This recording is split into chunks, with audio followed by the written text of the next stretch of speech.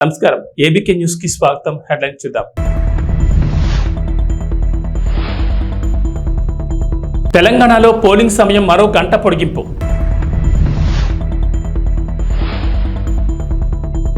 ఏపీలో మద్దతుగా ఎన్ఆర్ఐలు ప్రచారం. ఏపీ తెలంగాణలో 46 డిగ్రీలు దాటిన ఉష్ణోగ్రతలు. ఐపీఎల్లో 7 వికెట్ల తేడాతో చెన్నైపై పంజాబ్ విజయం. ప్రస్తుతం దేశంలో సార్వత్రిక ఎన్నికలు జరుగుతున్నాయి. మొత్తం 7 దశల్లో పోలింగ్ జరుగుతుండగా తెలుగు రాష్ట్రాల్లో 4 విడతల్లో ఎన్నికలు జరగనున్నాయి. మే 13వ తేదీన జరగనున్న తెలంగాణ లోక్సభ ఎన్నికల్లో పోలింగ్ సమయాన్ని కేంద్ర ఎన్నికల సంఘం పెంచింది. ప్రస్తుతం ఏప్రిల్ నెలలోని ఎండలు మండిపోతుండగా మే నెల మధ్య నాటికి ఇవి మరింత పెరగనున్న నేపథ్యంలో ఎన్నికల సంఘం ఈ నిర్ణయం తీసుకుంది. ఇప్పటికే తెలంగాణలో చాలా ప్రాంతాల్లో పగటి ఉష్ణోగ్రతలు 45 డిగ్రీలు 46 డిగ్రీలు దాటిపోయాయి. ఠారెత్తిస్తున్న ఎండల నేపథ్యంలో ఓటు వేసేందుకు ప్రజలు పోలింగ్ బూత్లకు రావడానికి ఆసక్తి చూపరని, ఓటింగ్ శాతం తగ్గుతుందని భావించిన కేంద్ర ఎన్నికల సంఘం పోలింగ్ సమయం వైపుపై కీలక నిర్ణయం తీసుకుంది. అమెరికాలో ఉంటున్న పలువురు ఎన్ఆర్ఐలు ఈసారి జరుగుతున్న అసెంబ్లీ ఎన్నికల్లో ప్రత్యక్షంగానో పరోక్షంగానో తమ ఉనికిని చాటుకునేందుకు ప్రయత్నిస్తున్నారు. ఏపీ రాజకీయాలకు సంబంధించి పలువురు ఎన్ఆర్ఐలు ఇప్పటి వరకు తెరవెనుక పాత్ర పోషించేవారు. తమకు నచ్చిన రాజకీయ పార్టీలకు ఆర్థికంగా సహాయం చేస్తుండడం, విదేశాల్లో విరాళాలు సేకరించడం, సాంకేతిక సహాయం లాంటివి అందిస్తూ వస్తున్నారు. ఈసారి మాత్రం డైరెక్ట్ గా తాము మద్దతిస్తున్న పార్టీల తరపున అసెంబ్లీ బరిలో, లోక్సభ బరిలో నిలిచేందుకు ప్రయత్నిస్తున్నారు. మరోవైపు వైసీపీ, టీడీపీలు కూడా గెలుపుకు ప్రాధాన్యం ఇస్తూ ప్రజల్లోకి దూసుకువెళ్తున్న ఎన్ఆర్ఐలను తమ గెలుపు కోసం ఉపయోగించుకుంటున్నాయి. తెలుగుదేశం పార్టీ ఒక అడుగు ముందుకు వేసి ఇప్పటికే విడుదల చేసిన తొలి జాబితాలో 2 ఎన్ఆర్ఐలకు టికెట్లు ఇస్తున్నట్లు ప్రకటించింది. కాగా వైసీపీ తరపున 4 టికెట్లు ఆశిస్తున్నట్లు వార్త. అలాగే జనసేన నుంచి కూడా ప్రయత్నాలు సాగుతున్నాయి. వార్తలు ఉన్నప్పటికీ ఈ విషయమై స్పష్టత రాలేదు. తెలుగు రాష్ట్రాల్లో భానుడి భగభగలు కొనసాగుతున్నాయి. గతంలో ఎన్నడూ లేని విధంగా రికార్డు ఉష్ణోగ్రతలు నమోదవుతున్నాయి. పలు జిల్లాలు నిప్పులు కొలిమిని తలపిస్తున్నాయి. ఎన్నడూ లేనంతగా రికార్డు స్థాయిలో గరిష్ట ఉష్ణోగ్రతలు నమోదవుతున్నాయి. ఇప్పటికే 46 డిగ్రీలు దాటిన ఉష్ణోగ్రతలు మరో 4 రోజుల్లో 49కి చేరొచ్చని వాతావరణ శాఖ అధికారులు అంచనా వేస్తున్నారు. ఈ నెలాఖరు వరకు వడగాల్పుల తీవ్రత కొనసాగుతుందని హెచ్చరిస్తున్నారు. రికార్డు స్థాయిలో ఏపీలో ఎండలు రికార్డు స్థాయిలో నమోదవుతున్నాయి. రోజు రోజుకి ఉష్ణోగ్రతలు పెరిగిపోతుండటంతో ప్రజలు బెంబేలెత్తిపోతున్నారు. మధ్యాహ్నం బయటకు రావాలంటే జంకిపోతున్నారు. బుధవారం పల్నాడు జిల్లా కొప్పనూరులో అత్యధికంగా 46.2 డిగ్రీల సెల్సియస్ ఉష్ణోగ్రత నమోదైంది. తిరుపతి జిల్లాలోని మంగనెల్లూరులో 46, ఎన్టీఆర్ జిల్లా చిల్లకరలో 45.8 డిగ్రీలు, నంద్యాల జిల్లా బనగానపల్లి, నెల్లూరు జిల్లా మర్రిపాడులో 45.7 డిగ్రీల ఉష్ణోగ్రతలు ప్రజలకు ఆందోళన గురి చేస్తున్నాయి. దక్షిణ చైనాలోని వాంగ్డాంగ్ రాష్ట్రంలో బుధవారం ఓ హైవే రోడ్లో కొంత భాగం కుప్పకూలిపోవడంతో 19 మంది మృతి చెందారు. స్థానిక మీడియా తెలిపిన వివరాల ప్రకారం గ్వాంగ్డాంగ్ ప్రావిన్స్ లోని మీజౌ, డాబు కౌంటీ నగరాల మధ్య ఉన్న రోడ్లో కొంత భాగం బుధవారం తెల్లవారుజామున 2 గంటల 10 నిమిషాల ప్రాంతాల్లో కూలిపోయింది. ఈ ప్రమాదంలో రోడ్డుపై ప్రయాణిస్తున్న 18 వాహనాల్లోని 49 మంది ప్రయాణికులు తీవ్రంగా గాయపడ్డారు. స్థానికులు, అధికారులు వెంటనే స్పందించి దాదాపు 500 మంది సిబ్బందితో రెస్క్యూ ఆపరేషన్ నిర్వహించారు. ప్రపంచంలోని most successful movie series Harry పోటర్లోని అందమైన కోట గుర్తుందా? అదేనండి, మ్యాజికల్ స్కూల్. అచ్చం అలాంటి భవనమే ఉక్రెయిన్లోని ఒడిస్సా నగరంలో ఉంది. ఇప్పుడు అది రష్యా ఉక్రెయిన్ యుద్ధంలో భాగంగా ధ్వంసమైంది. ఉక్రెయిన్లో ఉన్న అత్యంత సుందర భవనాల్లో ఒకటైన ఈ విద్యా సంస్థ భవనంపై రష్యా క్షిపణితో దాడి చేసింది. ఈ దాడి జరిగిన వెంటనే అధికారులు సంఘటనా స్థలానికి చేరుకుని సహాయక చర్యలు చేపట్టారు. సగటు మనిషి కోసం ప్రాణాలకు తెగించి ఒక నయవంచకుడు, గోండా, ఒక దోపిడీదారుడిపై పోటీ చేయడానికి మీ గళమై గుండు చెప్పడి ఇక్కడ ఉన్నా అంటూ సీఎం జగన్ ఉద్దేశించి జనసేన అధినేత పవన్ కళ్యాణ్ విరుచుకుపడ్డారు. నాన్నలేని బిడ్డను ఒకే ఒక ఛాన్స్ ఇవ్వండి అని జగన్ అడిగితే అంతా ఇచ్చారు. ఆ ఒక్క ఛాన్స్ అయిపోయింది, ఇక చాలు. సంపూర్ణంగా రాష్ట్రాన్ని ఎలా దోచేశారో చూశారు. ఈసారి మీరు ఛాన్స్ ఇచ్చుకోండి. మీ భవిష్యత్తును మీరు నిర్ణయించుకోవడానికి ఒక ఛాన్స్ తీసుకోండి అంటూ ప్రజలు పిలుపునిచ్చారు. అనకాపల్లి జిల్లా అచ్యుతాపురం, పెందుర్తి, డాక్టర్ బిఆర్ అంబేద్కర్ కోనసీమ జిల్లా మండపేటలో బుధవారం నిర్వహించిన వారాహి విజయబేరి సభలో ఆయన ప్రసంగించారు. జోగేశ్వరరావు గారికి, లీలాకృష్ణ గారికి, మన కోనసీమ పార్లమెంట్ అభ్యర్థి జిఎం హరీష్ గారికి, మా జనసేన నాయకులందరికీ, బండారు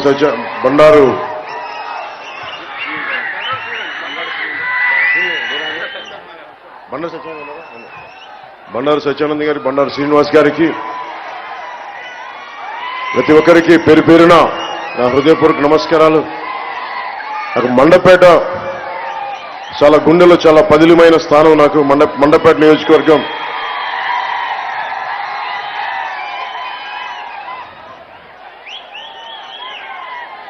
ఈరోజు మేడే సందర్భంగా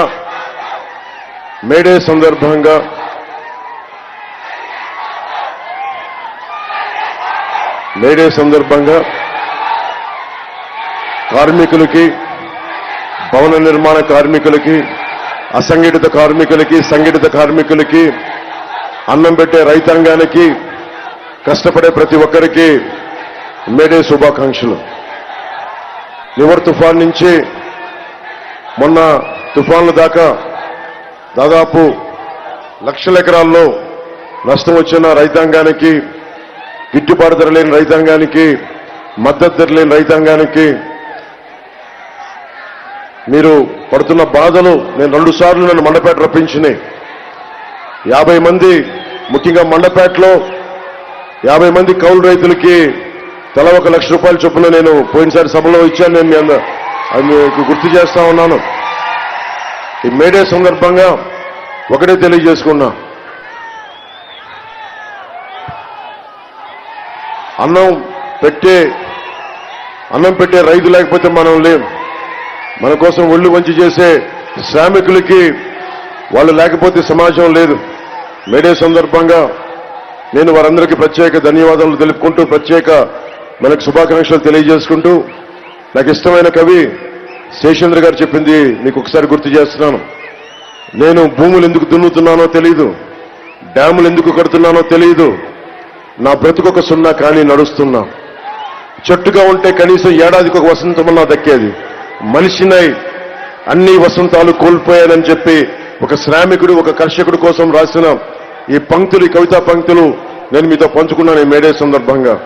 అలాంటి శ్రామికులకి, అలాంటి కర్షకులకి మనకి కొత్త ప్రభుత్వం వస్తుంది, కూటమి ప్రభుత్వం వస్తుంది.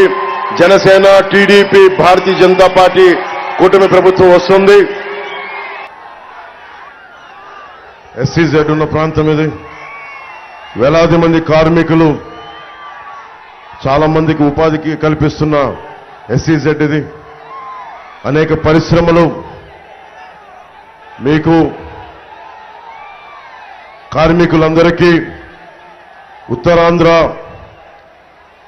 కర్షకులకి, రైతాంగానికి, ఆ మేడల పైన అక్కడి నుంచి చేతులు ఊపుతున్న భవన నిర్మాణ కార్మికులందరికీ,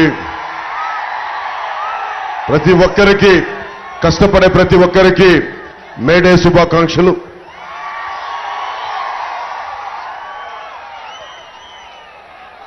నువ్వేమో నా ప్రాణం అని చెప్తున్నావు, మీరు నా ప్రాణం అని చెప్తున్నావు. శేషేంద్ర గారు నాకు ఇష్టమైన కవి. మేడే అంటే కర్షకుల గురించి, శ్రామికుల గురించి మాట్లాడతా, ఉత్తరాంధ్ర నుంచి వలసలు వెళ్ళిపోతా ఉంటారు.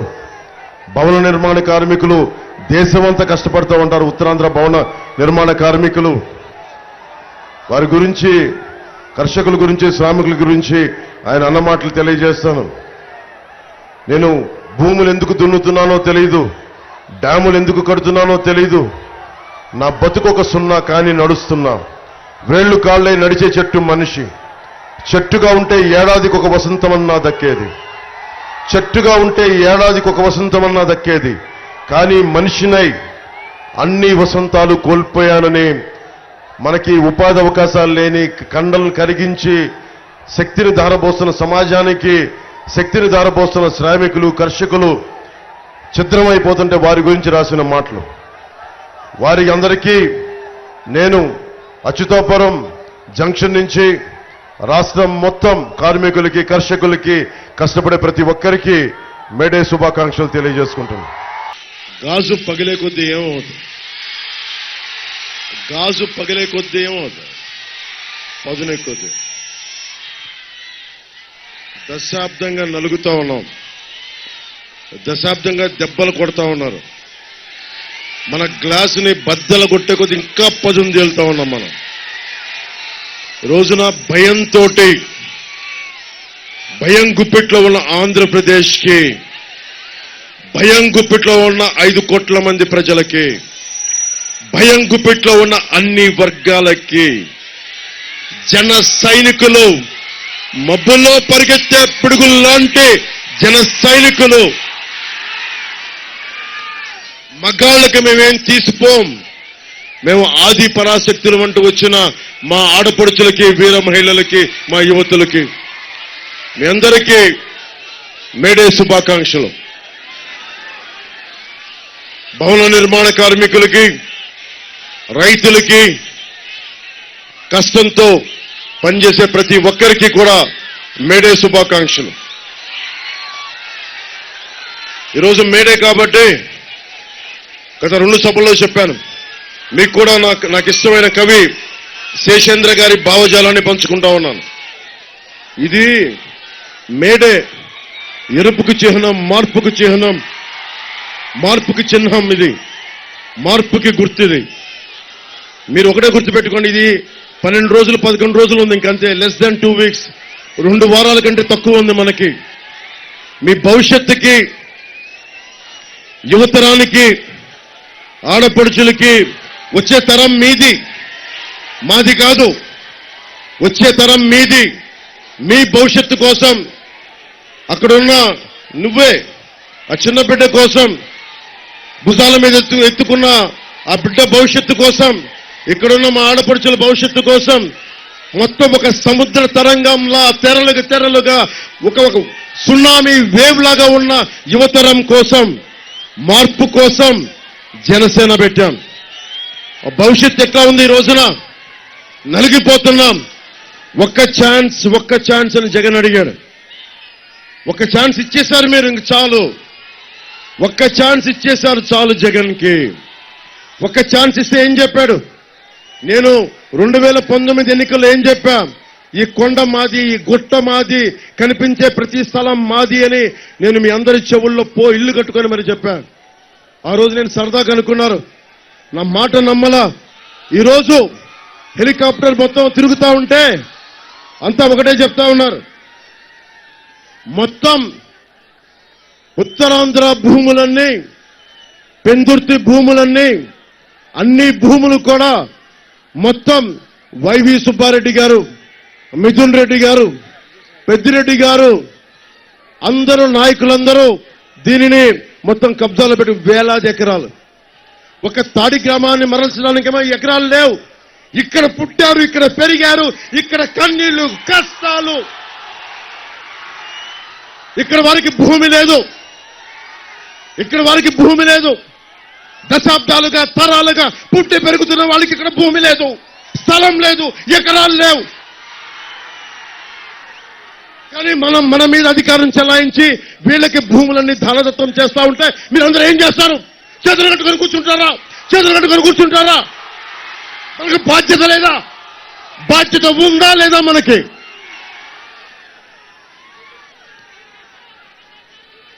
వైసీపీ ప్రభుత్వం 3 కబ్జాలు 6 సెటిల్మెంట్లతో ఉంది. వైసీపీ ప్రభుత్వం 3 కబ్జాలు 6 సెటిల్మెంట్లు. ఏ మూలకెళ్ళు ఇదే మాట. అన్న మా ఆస్తులు దోచేశారన్నా, జనవాణి కార్యక్రమంకి వెళ్తే మా పంచగ్రామాల సమస్య కుదరదు కానీ, ఇన్ని వేల మంది పనున్న పంచగ్రామాలకి కుదరదు కానీ, సింహాద్రి అప్పన్న భూముల మటుకు ప్రైవేట్ వ్యక్తులకి దానదత్తం చేస్తారు.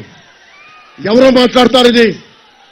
ఒక్క పంచకల రమేష్ గారు మాట్లాడలేరు, ఇది సీఎం రమేష్ గారు మాట్లాడలేరు. మీరు రోడ్ల మీదకొచ్చి చొక్కా పట్టుకొని నిలదీయకపోతే, మార్పు కోసం మీరు ముందుండి నడిపించకపోతే, ఎరుపు జెండాలు ఎన్ని తువ్వాళ్ళు ఎన్ని సిరేసినా ప్రయోజనం లేదు. నిలబడాలి, పోరాటం చెయ్యాలి. వయసుండి ప్రపంచం మన ప్రయోజనం ఏముంది? నేను కూడా అందరిలాగే చేతులు ముడుచుకు ఇంట్లో కూర్చుంటే ప్రయోజనం ఏముంది? నేను డబ్బులు కోట్లు సంపాదించుకొని ఇంట్లో కూర్చుంటే ప్రయోజనం ఏముంది? నిలబడాలి, ధైర్యంగా కూర్చోవాలి, అన్యాయం మీద తిరగబడాలి. మీకు ఉద్యోగాలు ఇవ్వలేదు జగన్, అతనికి ఓటేస్తారా మీరు? ఫీజు రీయింబర్స్మెంట్ చేయలేదు, మీరు ఓటేస్తారా మీరు? ఉపాధి అవకాశాలు ఇవ్వలేదు, ఓటేస్తారా మీరు? మరి ఏం చేద్దాం? మార్చుదాం, ఈ ప్రభుత్వాన్ని మారుద్దాం, జగన్ని గద్దె దించుదాం, మన కూటమి ప్రభుత్వాన్ని స్థాపిద్దాం. మీ భవిష్యత్తుని, బంగారు భవిష్యత్తుకి బాట వేద్దాం, నిర్మించుకుందాం. గుంటూరు మిరపఘాటు ఎలా ఉంటుందో సత్తా చూపారు. ర్యాలీ అదుర్సని రోడ్ షోలో భారీగా స్వాగతం పలికిన సభకు హాజరైన జనాన్ని చూసి టీడీపీ అధినేత చంద్రబాబు నాయుడు ఇలా స్పందించారు. బుధవారం గుంటూరు హిమనీ సెంటర్లో జరిగిన ప్రజాకాలం బహిరంగ సభలో ఆయన ప్రసంగించారు. గుంటూరు ప్రజల జోష్ చూస్తుంటే వైకాపాకు డిపాజిట్లు కూడా దక్కవని వ్యాఖ్యానించారు. నగరంలో పేదలకు పట్టాలిచ్చి ఇళ్లు కట్టిస్తామని హామీ ఇచ్చారు. ఈ రాష్ట్రం బాగుండాలంటే వైకాపా నుంచి విముక్తి కల్పించాలని పిలుపునిచ్చారు. ఈరోజు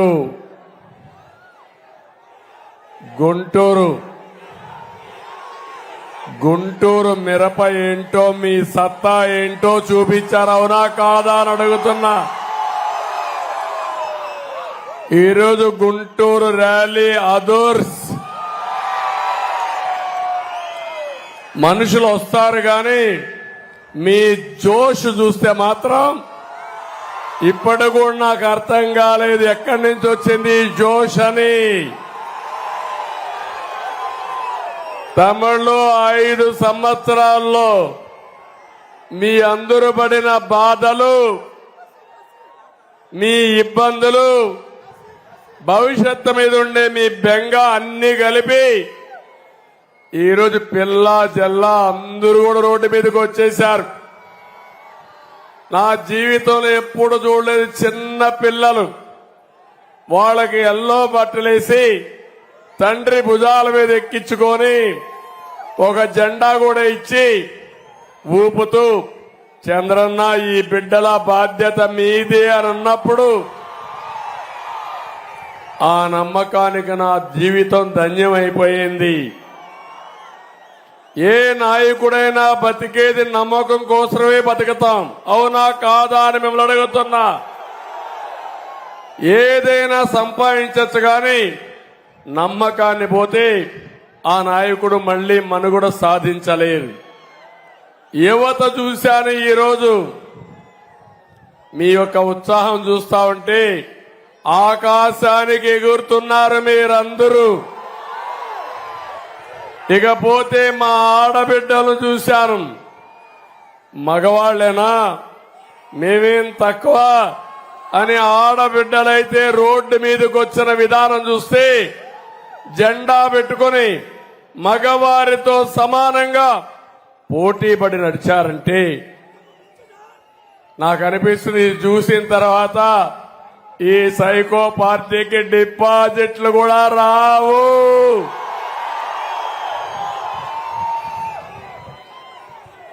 ఒక్క విషయం ఇక్కడంతా మిమ్మల్ని అందరినీ ఒకటే కోరుతున్నా, ఈరోజు మేడే కూడా మీ అందరికీ కష్టజీవులకు అందరికీ మేడే శుభాకాంక్షలు తెలియజేస్తున్నా. ఇంకో పక్క ఇక్కడికి నేను వచ్చింది గుంటూరు కాదు, అమరావతి రాజధానిలో భాగం గుంటూరు. తమిళ్లో హైదరాబాదు సికింద్రాబాద్ ఉంటే 3వ నగరం సైబరాబాద్ నిర్మాణం చేసి దాని చుట్టూ 165 కిలోమీటర్ల ఔటర్ రింగ్ రోడ్ వేసి గ్రామాలు మున్సిపాలిటీని అనుసంధానం చేసి ఒక మహానగరానికి శ్రీకారం చుట్టాం. ఈ సైకో రాకపోయుంటే, అమరావతి కొనసాగుంటే ఈ గుంటూరు ఎక్కడుండేది తమ్ముళ్ళు అని మిమ్మల్ని అడుగుతున్నా. నేనెప్పుడు కూడా నేను క్రియేట్ చేసిన రికార్డులు నేనే బద్దలు కొట్టాలనే నా సంకల్పం.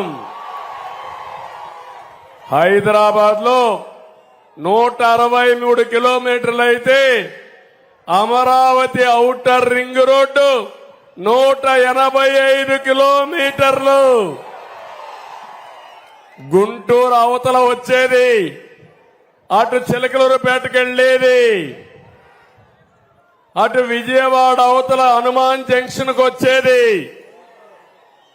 తమ్ముళ్ళు, నా కలలన్నీ దుర్మార్గుడు వచ్చి విధ్వంసం చేశాడు, అది నా బాధ. ఇండియన్ ప్రీమియర్ లీగ్ లో బుధవారం జరిగిన మ్యాచ్ లో పంజాబ్ స్పిన్నర్లు రాహుల్ చాహర్, హర్ప్రీత్ బ్రార్లో చెన్నై సూపర్ కింగ్స్ బ్యాటింగ్ లో 7 వికెట్ల తేడాతో గెలుపొందారు. కెప్టెన్ రుతురాజ్ గైక్వాడ్ 10 గేమ్లలో తన 9వ టాస్ ఓడిపోయి పంజాబ్ ఫీల్డింగ్ ఎంచుకున్న తర్వాత చాహర్ మరియు బ్రార్ ఒక బౌండరీని వదిలివేయలేదు.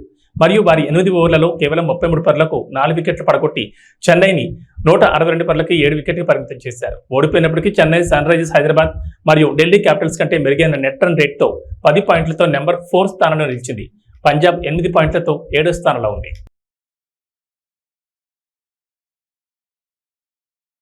ఇవి బులెటిన్ విశేషాలు. నమస్కారం.